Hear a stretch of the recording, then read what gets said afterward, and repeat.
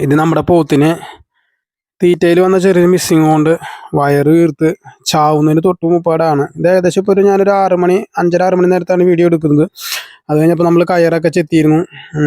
കയറൊക്കെ അഴിച്ച് അവസാനിപ്പിച്ചു എന്ന് വെച്ച് കഴിഞ്ഞാൽ നമ്മൾ ലാസ്റ്റ് വരെ ഇത് എഴുന്നേക്കുമെന്നാണ് പ്രതീക്ഷിച്ചത്. ഉച്ചയ്ക്ക് എഴുന്നേക്കാനുള്ള എല്ലാ ടെൻഡൻസി കാണിച്ചതാണ്. ഇതിപ്പോൾ ചത്തിട്ടൊന്നും ഇല്ല കേട്ടോ. ഇതിന് പക്ഷെ ഭയങ്കര ക്ഷീണത്തിലാണ്. അപ്പോൾ പെട്ടെന്നുള്ളൊരവസ്ഥ ഏതൊരു കർഷകനും സഹിക്കാൻ പറ്റുന്നൊരവസ്ഥയല്ല. പക്ഷെ നല്ലൊരു ക്ഷീണം മാറി ഏകദേശം നല്ലൊരു വലിയ പോത്താവേണ്ട പോത്തായിരുന്നു. അപ്പോൾ വീഡിയോ ഫുള്ളായി കണ്ടാൽ നിങ്ങൾക്ക് മനസ്സിലാവും. ഹലോ നമസ്കാരം, എല്ലാവർക്കും അജസ് വ്ലോഗിലേക്ക് സ്വാഗതം. നമുക്ക് കിട്ടിയ അടിപൊളി പണീരാണ് ഇന്നത്തെ ഒരു വീഡിയോ. ആദ്യമേ തന്നെ ഒരു ഒരാഴ്ചയിൽ മേലെ അല്ലെങ്കിൽ ഒരു 10 ദിവസമായിട്ട് വീഡിയോസൊന്നും ഉണ്ടായിരുന്നില്ല. ചെറിയ രീതിയിൽ നല്ല രീതിയിൽ തന്നെ പറയാം, നീരുവീഴ്ച, കഫക്കെട്ട്, അതുപോലെ തന്നെ 1-2 വീട്ടിലത്തെ ആവശ്യങ്ങളുണ്ടായിരുന്നു. അപ്പോൾ അതിനോടനുബന്ധിച്ചാണ് നമുക്ക് പണിയും കിട്ടിയത് കേട്ടോ. അപ്പോൾ വീഡിയോ കണ്ടിട്ട് കമൻ്റ് ഇടുമ്പോൾ ആദ്യം തന്നെ പറയാം, ആ വീഡിയോയിൽ പോത്തിൻ്റെ മൂക്കയർ ചെത്തിണ്ടായിരുന്നില്ല. ആ വീഡിയോ എടുത്തിട്ടുള്ളത് ഏകദേശം ആ പോത്ത് പെറ്റി ഞായറാഴ്ച സംഭവിച്ച സംഭവം തിങ്കളാഴ്ച അറിഞ്ഞ് തിങ്കളാഴ്ച വൈകുന്നേരമാണ് ഞാൻ ആ വീഡിയോ എടുത്തിട്ടുള്ളത്. അപ്പോൾ മൂക്കയർ ചെത്തിയതിന് ശേഷം വീഡിയോ എടുത്തതിന് ശേഷം പോത്തിൻ്റെ മൂക്കയറും കയറൊക്കെ റിമൂവ് ആക്കിയെന്ന് വെച്ച് കഴിഞ്ഞാൽ അത് മുപ്പാട് ചെത്താതിൻ്റെ കാരണം എന്താണെന്ന് വെച്ച് കഴിഞ്ഞാൽ നമ്മൾ ഞായറാഴ്ച കൊടുത്ത്. അപ്പോൾ അതിനെക്കുറിച്ചുള്ള കാര്യങ്ങൾ വ്യക്തമായിട്ട് ഞാൻ വീഡിയോസിൽ പറയാം. അപ്പോൾ എന്താണ് മൂക്കയർ ചെത്താന്ന് എന്നുള്ളത് ചെത്തിണ്ടായിരുന്നു കേട്ടോ. അത് ചാവുമ്പോൾ മൂക്കയറും കയറൊന്നും ഉണ്ടായിരുന്നില്ല അതിന്. പിന്നെ ഇത് 2 രീതിയിലാണ് ഇതിൻ്റെ കമൻറ്റുകൾ വരിക. ഒന്നാമത്തെ കാര്യം എന്താ പറയുക, ചേട്ടനെല്ലാം അറിവുള്ള ആളാണ്, അല്ലെങ്കിൽ ചേട്ടൻ്റെ ഡയലോഗ് അടി കൂടുതലാണ്, എന്നിട്ട് ചേട്ടൻ എന്താ സംഭവിച്ചതെന്നൊക്കെ ചോദിച്ചു കഴിഞ്ഞാൽ വരാനുള്ളത് അത് നമ്മൾ എങ്ങനെ വിചാരിച്ചാലും ഓട്ടോറിക്ഷ പിടിച്ചിട്ടായാലും വരും. അപ്പോൾ കമൻ്റ് ഇടുന്നവർ അതറിയുക എന്ന് വെച്ച് കഴിഞ്ഞാൽ നമുക്ക് സംഭവിച്ചത് എന്താണെന്നുള്ളത് അറിയാം. പിന്നെ നമ്മൾ അത്രയ്ക്ക് ഇതായിട്ടൊന്നും കാര്യമില്ല എന്ന് വെച്ച് കഴിഞ്ഞാൽ വരാനുള്ളത് അത് നമ്മൾ എത്ര വലിയ ആളായാലും ചെറിയ ആളായാലും സംഭവിച്ചു തന്നെ ഇരിക്കും. അതിൽ വലിപ്പം ചെറുപ്പമൊന്നും ഒരു ഇത് ഇല്ല എന്ന് വെച്ച് കഴിഞ്ഞാൽ കമൻ്റ് ഇടാൻ നെഗറ്റീവ് കമൻ്റ് ഇടുന്നവർക്ക് വേണ്ടിയിട്ടാണല്ലോ, അല്ലാണ്ട് എനിക്ക് വേറെ ബുദ്ധിമുട്ടുണ്ടായിട്ട് പറയുന്നതല്ല. പിന്നെ ചില ആളുകൾ വിചാരിക്കും ഇപ്പോൾ ഈ പോത്തിനെ വളർത്തി ഈ കൊല്ലത്തെ ലാഭം പോയില്ല. തീർച്ചയായിട്ടും ലാഭത്തിൻ്റെ വലിയൊരു ശതമാനം പോയി കഴിഞ്ഞു, അതിലൊന്നും ഒരു തർക്കമില്ല. പക്ഷെ നമ്മൾ മനസ്സ് വിഷമിക്കാതെ വീണ്ടും കാര്യങ്ങൾ ചെയ്യാന്ന് വെച്ച് കഴിഞ്ഞാൽ ഒന്നിൻ്റെ അവസാനമല്ലല്ലോ. അങ്ങനെ വിചാരിച്ച് വീണ്ടും കാര്യങ്ങൾ ചെയ്യാം. അപ്പോൾ ഇത് ഉണ്ടാവുന്നത് എങ്ങനെയാണെങ്കിൽ, എനിക്ക് ഞായറാഴ്ച പരിപാടികളുണ്ടായിരുന്നു. അപ്പോൾ 1-2 ദിവസങ്ങളായിട്ട് അടുപ്പിച്ച് കുറച്ച് പരിപാടികളും വീട്ടിലൊക്കെ 1-2 ഒഴിഞ്ഞു മാറാൻ പറ്റാത്ത അവസ്ഥകളുണ്ടായിരുന്നു. അപ്പോൾ നമ്മൾ ആ പരിപാടികളൊക്കെ മാറ്റി വയ്ക്കാൻ പറ്റാത്തത് കൊണ്ട് തന്നെ ഞായറാഴ്ച പോത്തിനെ പാടത്തേക്ക് ഇറക്കിയില്ല. നിർത്തി തീറ്റ കൊടുത്ത് കാര്യങ്ങളൊക്കെ പുല്ലിട്ട് കാര്യങ്ങളൊക്കെ സെറ്റാക്കി നമ്മൾ ഞായറാഴ്ച ഉച്ച കഴിഞ്ഞ് നമ്മൾ വീട്ടിൽ നിന്ന് പോയി. അപ്പോൾ ആ ചത്ത പോത്ത് ഏതാണെന്ന് വെച്ച് കഴിഞ്ഞാൽ നമുക്ക് തൈലേറിയൊക്കെ ഉണ്ടായിരുന്നില്ലേ, അവനാണ് കേട്ടോ പണി കിട്ടിയത്. അപ്പോൾ അവന് തൈലേറിയും മറ്റേ ടെറോപനാമിസസ് ഒക്കെ മാറിയപ്പോൾ എന്താ സംഭവം എന്ന് വെച്ച് കഴിഞ്ഞാൽ അവന് ഭയങ്കര തീറ്റ വെപ്രാളായിരുന്നു. എന്ത് കിട്ടിയാലും നല്ല രീതിയിൽ തിന്ന് എന്തും പുല്ലും കൈത്തീറ്റയും ഒക്കെ വയറ് നിറച്ച് തിന്നാന്നുള്ളൊരു പ്രവണത അവന് ഈ സമയങ്ങളിൽ ഭയങ്കര കൂടുതലായിരുന്നു. അപ്പം നമ്മൾ ഉച്ചയാകുമ്പോൾ പുല്ലൊക്കെ ഇട്ട് കൊടുത്ത് ഉച്ചയ്ക്ക് നമുക്ക് കുറച്ച് ഗോതമ്പ് പൊടി കിട്ടിയിട്ടുണ്ടായിരുന്നു. ഗോതമ്പ് പൊടി കുറച്ച് ഒരു 10-50 കിലോ കിട്ടിയിട്ടുണ്ടായിരുന്നു. അപ്പോൾ നമ്മൾ ഗോതമ്പ് പൊടി കിട്ടിയപ്പോൾ തന്നെ നമ്മൾ സൊസൈറ്റിയിൽ നമ്മുടെ കയ്യിൽ തോലുകളൊക്കെ കഴിഞ്ഞിട്ടുണ്ടായിരുന്നു. നമ്മുടെ തൊണ്ടുകൾ, ഗ്രീൻ പീസ് തൊലി, കട്ടാണി തോട്ടല, അങ്ങനെ കണ്ടമാനം തൊലികൾ ഉണ്ടാവണം. ആ സമയത്ത് കറക്റ്റ് ആ സമയം 2-3-4 ദിവസം മുന്നേ ആ തൊലികളൊക്കെ കഴിഞ്ഞു. അപ്പോൾ അവർക്ക് നമുക്കത് കിട്ടിയിട്ടുണ്ടായിരുന്നില്ല. അപ്പോൾ നമ്മൾ പതിവ് പോലെ എന്താ പറയുക, പരുത്തിപ്പിണ്ണാക്ക് വാങ്ങിക്കാനായിട്ട് ചെന്നപ്പോൾ പരുത്തിപ്പിണ്ണാക്കാണ് ഇങ്ങനത്തെ പൊടികളും ചോറുകളൊക്കെ കൊടുക്കുമ്പോൾ പരുത്തിപ്പിണ്ണാക്കാണ് കുറച്ചുകൂടി റിട്ടായെടുത്ത് ആയ വെട്ടിയെടുക്കാൻ സൗകര്യത്തിന് അതാണ് നല്ലത്.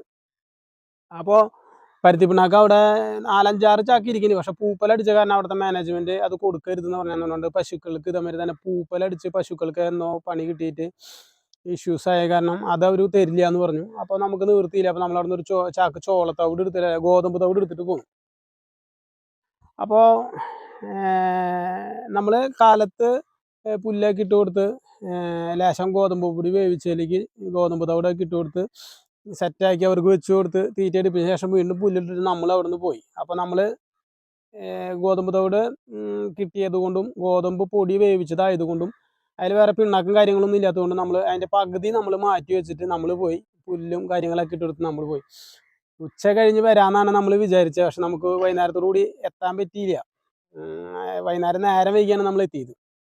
അപ്പോൾ സ്വാഭാവികമായി നമ്മൾ പിറ്റേ ദിവസമാണ് നോക്കുക. പക്ഷേ നമ്മുടെ അമ്മ വെളുപ്പിൽ വന്ന് നോക്കിയപ്പോൾ അവരുടെ പുല്ലൊക്കെ തിന്നു കഴിഞ്ഞിട്ടുണ്ടായിരുന്നു. അപ്പോൾ ആ അപ്പുറത്തിരിക്കുന്ന പാത്രത്തിൽ എടുത്തിട്ട് 4 ആൾക്കും വെച്ച് കൊടുത്തു.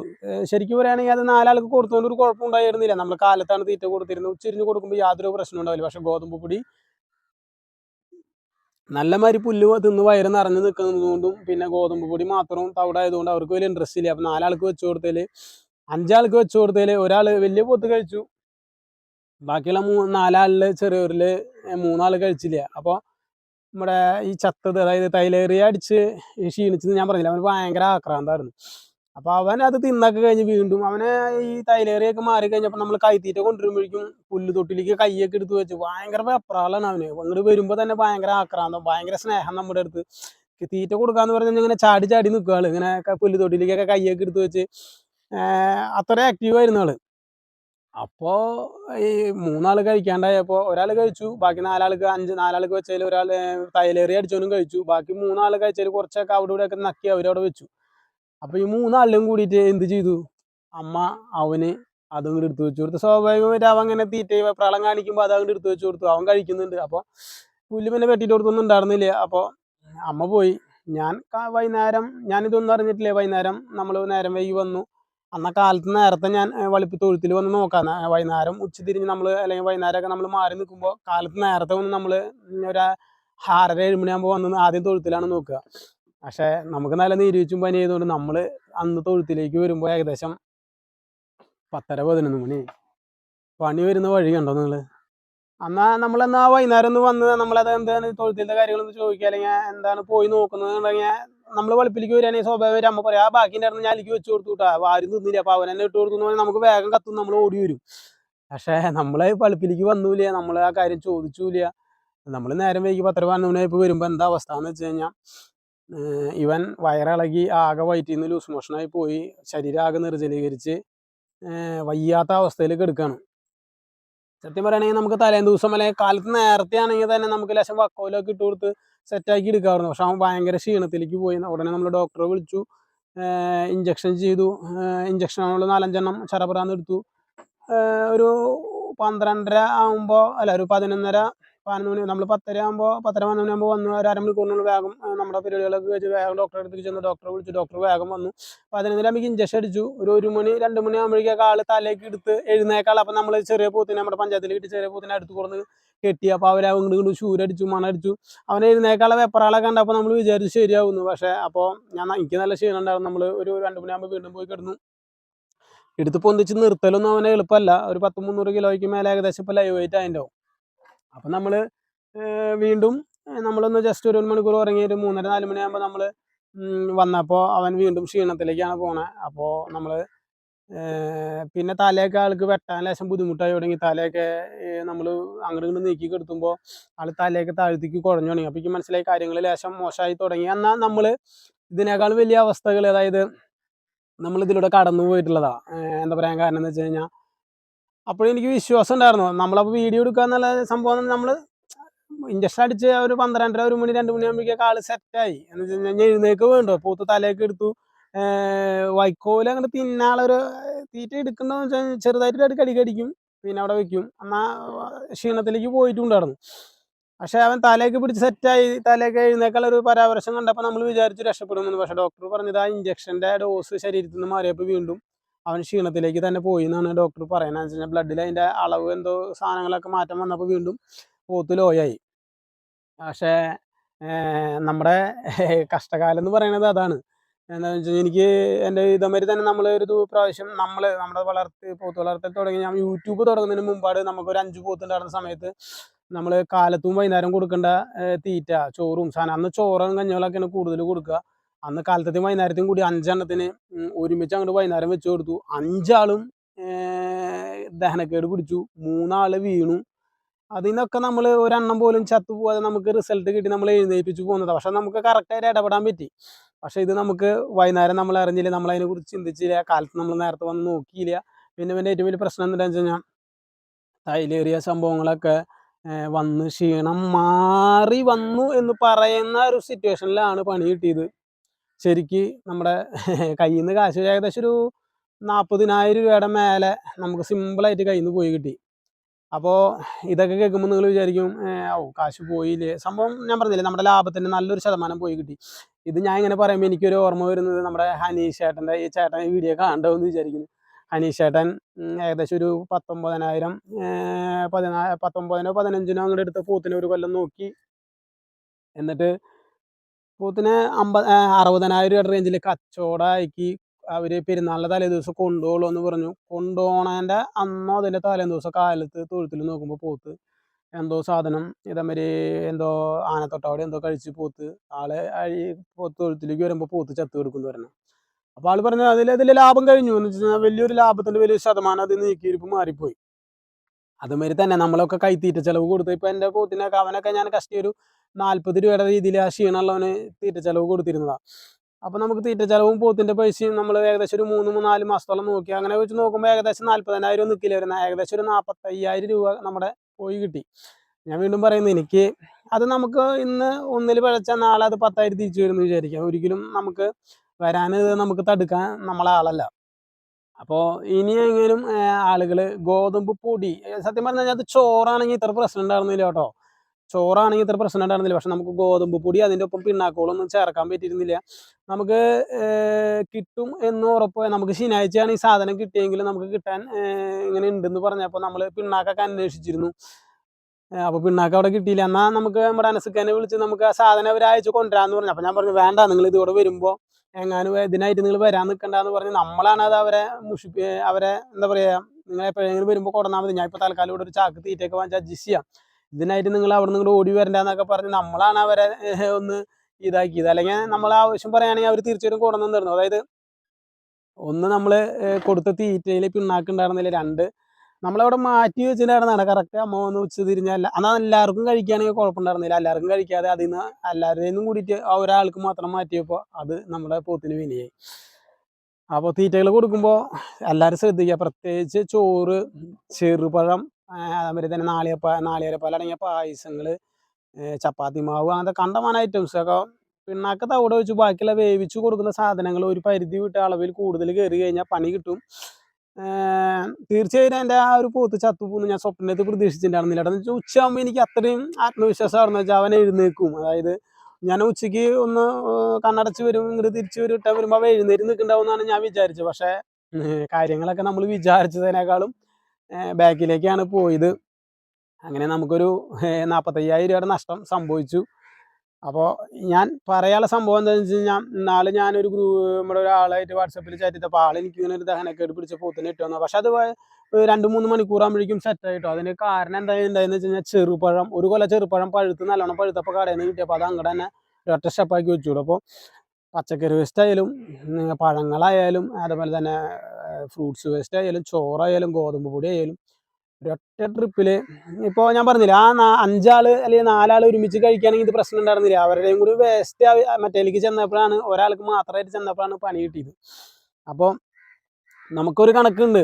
ഞാൻ ആ കണക്കുള്ളത് കൊണ്ടാണ് നമ്മൾ കാലത്ത് കൊടുത്ത് എനിക്ക് പണി കിട്ടാൻ നമ്മളായിട്ട് ഇനി വേറെ നമുക്ക് ഇപ്പം എൻ്റെ 3 പോത്തുകൾ ഇപ്രാവശ്യം ഏകദേശം ഒരു 10 കൊല്ലത്തിൻ്റെ എക്സ്പീരിയൻസിൽ ഒരു 3 പോത്ത് എൻ്റെ ചത്തുണ്ട് കേട്ടോ. നിങ്ങളൊക്കെ വളർത്തിയ അനുഭവത്തിൽ എത്ര പോത്ത് ചത്തുണ്ടെന്ന് പറഞ്ഞോളൂ. എൻ്റെ ഏകദേശം ഒരു 8-10 കൊല്ലത്തെ ഒരു അനുഭവത്തിൽ ഒരു 3 പോത്തും ചത്തിട്ടുള്ളത്. ആദ്യം തുടങ്ങിയ ഫസ്റ്റ് പ്രാവശ്യം വാങ്ങിച്ച, രണ്ടാമത്തെ പ്രാവശ്യം വാങ്ങിച്ചോ ഒരു പോത്ത് ചോദിച്ചു. ഇപ്പോൾ ഏകദേശം ഞാനൊരു 5-10 പ്രാവശ്യം പോത്തിന് വാങ്ങിച്ചിട്ടുണ്ടാവും. ഫസ്റ്റത്തെ പ്രാവശ്യം വാങ്ങിച്ച്, രണ്ടാമത്തെ പ്രാവശ്യം 2 പ്രാവശ്യം പോത്തിന് വാങ്ങിച്ചപ്പോൾ 2 പോത്തിന് വാങ്ങിച്ചപ്പോൾ അതിലൊരെണ്ണം ചത്തു. പിന്നത്തെ പ്രാവശ്യം ഒരു 6 വാങ്ങിച്ചപ്പോൾ അതിലൊരെണ്ണം ചത്തു. പിന്നെ കുറച്ചൊരു 5-6 കൊല്ലമായിട്ട് ഇപ്പം അങ്ങനത്തെ സംഭവങ്ങളൊന്നും ഉണ്ടായിരുന്നില്ല. നമ്മൾ അത്രയും ശ്രദ്ധിച്ചാണ് കൈകാര്യം ചെയ്യാറ്. 3 പോത്ത് ചത്തതും നമ്മുടെ തീറ്റയിലുള്ള മിസ്സിങ് കൊണ്ടാണ്. അതായത് വേവിച്ചു കൊടുക്കുന്ന സാധനങ്ങൾ വന്ന ഒരു ചെറിയ മിസ്സിങ് ആണ്. ആദ്യത്തെ 2 വട്ടത്തെ സംഭവം നമുക്ക് അറിവില്ലായ്മ കൊണ്ടാണ് സംഭവിച്ചതെങ്കിൽ ഇപ്രാവശ്യത്തെ എന്താ പറയുക, നമ്മളെ വിധി നമ്മളെ കീഴടക്കി. നമ്മളെത്ര ശ്രദ്ധിച്ചിട്ടും പണി നമുക്കുള്ളത് ഓട്ടോറിക്ഷ വിളിച്ചിട്ടായാലും വരുന്നു പറയുന്നത് പോലെ തന്നെ പണി നമുക്ക് സൈഡിൽ കൂടെ വന്നു. പക്ഷെ നമുക്ക് ആരെയും നിരുത്സാഹപ്പെടുത്താനോ ആരെയും കുറ്റപ്പെടുത്താനോ പറ്റില്ല. എന്ന് വെച്ച് കഴിഞ്ഞാൽ അത് വരാനുള്ളതാണ്. നമ്മൾ വെറുതെ ഒരാളെ വിഷമിപ്പിച്ചിട്ട് കാര്യമില്ലല്ലോ. നമ്മളത് അമ്മയ്ക്കും ഭയങ്കര വിഷമമായി. നമ്മളത് അതിൻ്റെ മേലെ ഞാനപ്പോൾ പറഞ്ഞു അത് തൈലേറി ഉണ്ടായിരുന്നുകൊണ്ടാണ്, ചോറ് കൊടുത്തുകൊണ്ടൊന്നല്ല, അല്ലെങ്കിൽ ഗോതമ്പ് പൊടി കൊടുത്തുകൊണ്ടൊന്നല്ല. അമ്മയ്ക്ക് ഭയങ്കര വിഷമമായി. എന്ന് വെച്ച് കഴിഞ്ഞാൽ ആളുടെ കൈ കൊണ്ടല്ലേ ഉണ്ടായേ. പക്ഷേ നമ്മളത് മനസ്സ് വിഷമിപ്പിച്ചിട്ട് വയസ്സായവരാണ്, വെറുതെ മനസ്സ് വിഷമിപ്പിച്ചിട്ട് അവസാന നിമിഷത്തിൽ അവരുടെ ആ മനസ്സിൽ ഭാരം കൂട്ടിയിട്ട് കാര്യമില്ലല്ലോ. അപ്പം നമ്മളത് സിമ്പിളായിട്ട് അത് അങ്ങോട്ട് ഇല്ലാണ്ടാക്കി. അത് നമുക്ക് ദൈവം വെച്ചതാണ്. അപ്പോൾ നമ്മളത് സന്തോഷത്തോടു കൂടി വാങ്ങിക്കുക. നമുക്ക് നാളെ അത് 10 ഇരട്ടിയായി തിരിച്ചു വരുന്ന സന്തോഷത്തോടു കൂടിയാണ് ഞാൻ പറയുന്നത്. അപ്പോൾ കൃഷി അല്ലെങ്കിൽ ഇങ്ങനത്തെ സംഭവങ്ങളിലൊക്കെ എല്ലാം നമ്മൾ വിചാരിച്ച മാതിരി നടക്കണമെന്ന് ഒരിക്കലും ഇതാക്കരുത്. സത്യം പറഞ്ഞു കഴിഞ്ഞാൽ നിങ്ങൾ എൻ്റെ അവസ്ഥയിൽ വെച്ച് നോക്കിയാൽ ഞാൻ ഈ 5 പോത്തിൽ നിന്ന് കിട്ടുന്ന ആ കാശ് വരെ പ്രതീക്ഷിച്ചിരുന്നു. കിട്ടുന്ന അതൊരു അതിമോഹമല്ല കേട്ടോ. പക്ഷേ സാധാരണക്കാരനെ സംബന്ധിച്ചിടത്തോളം ഞാൻ പറയാറില്ല, ഞാൻ ആദ്യത്തെ എൻ്റെ പോത്ത് വളർത്തൽ എങ്ങനെയായിരുന്നു എന്ന് ചോദിച്ചു കഴിഞ്ഞാൽ പെണ്ണിൻ്റെ ഒരു സ്വർണം പണയം വെച്ചിട്ടായിരുന്നു, വള പണയം വെച്ചിട്ടായിരുന്നു പോത്ത് കൃഷി ആരംഭിക്കുന്നത്. അവിടെ നിന്ന് അങ്ങോട്ട് ഈ കണ്ട നാള്, അതായത് ഈ പോത്തിനെ വാങ്ങിച്ചത് വരെ, ഈ ചത്ത പോത്തിൻ്റെ പൈസ വരെ ഞാൻ ലാസ്റ്റ് മോളുടെ എന്തോ സ്വർണം പണയം വെച്ചിട്ടാണ് ഞാൻ കൊടുത്തത്. അപ്പോൾ ഈ അടുത്ത് പൈസ കൊടുത്ത് അവസാനിപ്പിച്ചിട്ടുള്ളൂ. ഒരു ഒക്ടോബറിലാണ് പൈസ കൊടുത്തിട്ടുള്ളത്. ലാസ്റ്റ് കുറച്ച് പൈസയും കൊടുക്കാണ്ടായിരുന്നു. നമ്മൾ 3 പോത്തും നമ്മുടെ SRൻ്റെതാണ് എടുത്തിട്ടുണ്ടായിരുന്നത്. അപ്പോൾ 3 എണ്ണം കൂടി വന്നപ്പോൾ അതിൽ ഒരു ഏകദേശം ഒരു 80,000 90,000 കൊടുത്ത് ബാക്കിയുള്ള ബാലൻസ് പൈസ ഈ ഒക്ടോബറിലാണ് കൊടുത്തത്. അപ്പോൾ ഈ പ്രാവശ്യവും ഞാൻ സ്വർണം പണയം വെച്ചിട്ട് തന്നെയാണ് നമ്മൾ നമ്മളൊക്കെ സാധാരണക്കാരാണ്, ജീവിച്ചു പോകാൻ വേണ്ടിയിട്ട് ഉന്തിൻ്റെ ഇടയിൽ കൂടെ തള്ളുക എന്ന് പറയുന്ന രീതിയിലാണ് നമ്മൾ ഈ ഒരു വരുമാന മാർഗ്ഗത്തെ കാണുന്നത്. അപ്പോൾ നമ്മൾ അതിന് എത്ര കിട്ടുന്നുള്ള ലാഭക്കൊതി കൊണ്ടല്ല, നമുക്ക് ഓരോ പ്രാവശ്യം നമ്മൾ സ്വർണം വെക്കുന്നു, പോത്തിനെ വാങ്ങുന്നു, പോത്തിനെ വിൽക്കുന്നു, സ്വർണം എടുക്കുന്നു, വീണ്ടും സ്വർണം വെക്കുന്നു, അങ്ങനെ ചെറിയ ചെറിയ ഗുരുകൾ ചേരുന്നു. നമ്മളത് ജീവിതം കുറച്ചും കൂടി മെച്ചപ്പെട്ടു പോരാനായിട്ട് നമുക്ക് ഒരു 20,000 30,000 രൂപയാണ് നമ്മളൊരു പോത്തിൽ നിന്ന് ലാഭം പ്രതീക്ഷിക്കുന്നുള്ളൂ. അപ്പോൾ നമ്മൾ അത്രയൊക്കെ ഏകദേശം ഒരു 30 35 40 അങ്ങനെയൊക്കെയാണ് നമ്മളൊരു ചെറിയ പോത്തിൽ നിന്ന് 35 40 ഒന്നും കിട്ടില്ല കേട്ടോ. ഏകദേശം ഒരു 25 35 ആ ഒരു രീതിയിലാണ് നമ്മുടെ തീറ്റച്ചെലവ് പിടിച്ച് ഏകദേശം ഒരു കൊല്ലം നോക്കിയാൽ നമുക്ക് ലാഭക്കാശ് കിട്ടുന്നത്. ഒരു തരത്തിൽ നോക്കിയാൽ നമുക്ക് വലിയൊരു നഷ്ടമാണ്. എന്നാൽ ഒരു തരത്തിലെല്ലാം ക്ലിക്കായി പോവുകയാണെങ്കിൽ നമ്മുടെ ജീവിത സാഹചര്യങ്ങളിൽ ഒന്ന് പിടിച്ചു നിൽക്കാൻ നമുക്കൊരു സത്യം പറഞ്ഞൊരു കൂറി ചേർന്ന് നമ്മളൊരു ചെറിയ മിച്ച പൈസ ഒരുമിച്ച് ചേർത്ത് വെച്ച് ലാസ്റ്റ് ഇങ്ങോട്ട് കിട്ടുന്ന പോലത്തെ ഒരു അവസ്ഥയാണ് ഇതിൽ. അല്ലാണ്ട് വലിയൊരു കോടികളുടെ ലക്ഷങ്ങളുടെ ഇല്ല എന്നല്ല ഞാൻ പറഞ്ഞത്. നമ്മൾക്ക് ഈ ഒരു പ്രാവശ്യം ഏകദേശം നല്ലൊരു എമൗണ്ട് നമ്മൾ ലാഭക്കാശ് കണ്ടിരുന്നു. അപ്പോൾ കണ്ടിരുന്നു ഞാൻ വീണ്ടും പറയുന്നത്, ഞാൻ പറഞ്ഞില്ലേ, നമ്മൾ ലാഭക്കാശ് കാണുക എങ്ങനെയാണെന്ന് വെച്ചാൽ നമ്മൾ ഈ ഒരു പ്രാവശ്യത്തെ മൊത്തം കാശ്, അതായത് നമ്മൾ ലാഭക്കാശ് എന്ന് പറയുമ്പോൾ നമ്മളിപ്പോൾ ഒരു 2 ലക്ഷം ഇറക്കി 1 ലക്ഷം തീറ്റ ചെലവ് പിടിച്ചു 3 ലക്ഷം രൂപ, അത് 5 ലക്ഷം രൂപ റിട്ടേൺ വരുമ്പോൾ നമ്മൾ 2 ലക്ഷം രൂപ ലാഭക്കാശല്ല കാണുന്നത്. 5 ലക്ഷം രൂപ കിട്ടി കഴിഞ്ഞാൽ നമുക്ക് എന്തൊക്കെ ബാധ്യതകൾ അതിൽ നിന്ന് ഒതുക്കാൻ പറ്റുന്നതാണ് നമ്മൾ ചിന്തിക്കുന്നത്. അതൊരു സാധാരണക്കാരനെ സംബന്ധിച്ചിടത്തോളം അവൻ ചിന്തിച്ചുകൊണ്ടിരിക്കും. ഞാനത് കറക്റ്റായിട്ട് മനസ്സിലാൻ വേണ്ടിയിട്ടാണ് നിങ്ങൾക്ക് പറഞ്ഞത്. അപ്പോൾ വീഡിയോ അവസാനിപ്പിക്കുന്നു. തീറ്റകൾ വേനൽക്കാലമായി പോത്ത് തടി വയ്ക്കാൻ പണ്ടാരൊക്കെ കൊടുക്കാമെന്ന് തീർച്ച ആലോചിക്കുന്നവരോട് വേവിച്ച് കൊടുക്കുന്ന തീറ്റകൾ ഒരു പരിധി കഴിഞ്ഞ് കൂടുതൽ കൊടുക്കുമ്പോൾ പ്രത്യേകം ശ്രദ്ധിച്ച് കൊടുക്കുക, അല്ലെങ്കിൽ പണി കിട്ടും. അപ്പോൾ നമുക്കൊരു ലാഭത്തിൻ്റെ നല്ലൊരു ശതമാനം പോയി കിട്ടി. പക്ഷെ നമ്മൾ തളരുന്നില്ല. നമ്മൾ എനിക്ക് ഡിസംബറിൽ 1-2 യാത്രകളുണ്ട് വീട്ടുകാരൊക്കെ ആയിട്ട്. അപ്പോൾ അത് കഴിഞ്ഞിട്ടാണ് ഇനി പോത്തിനെ എടുക്കുള്ളൂ. ഞാൻ അതുകൊണ്ടാണ് വലിയ പോത്തിനെയൊക്കെ ചന്തയിൽ കണ്ടപ്പോൾ എടുക്കാണ്ട് പോന്നിരുന്നത്. അപ്പോൾ നമ്മുടെ തൊഴുത്തിൽ എണ്ണം കുറഞ്ഞു. ഒരിക്കലും ഒരു നെഗറ്റീവ് അല്ല, നമ്മൾ വീണ്ടും തിരിച്ചു വരും. എന്താണെന്ന് വെച്ച് കഴിഞ്ഞാൽ നമുക്ക് തിരിച്ചു വന്നേ പറ്റൂ. ഇതല്ലെങ്കിൽ ഏത് മേഖലയിലായാലും നമ്മുടെ ജോലി സ്ഥലങ്ങളിലായാലും നമുക്കെല്ലാം നമ്മൾ വിചാരിച്ച മാതിരി നമ്മൾ നടക്കണമെന്ന് നിർബന്ധം പിടിക്കരുത്. നമ്മൾ പൊരുതുക, അവസാനം വരെ പൊരുതുക. നമുക്ക് കാരണം ജയിച്ചല്ലേ പറ്റുള്ളൂ. വീണ്ടും കാണാം പുതിയൊരു വീഡിയോ ആയിട്ട്. എല്ലാവർക്കും ബൈ ബൈ.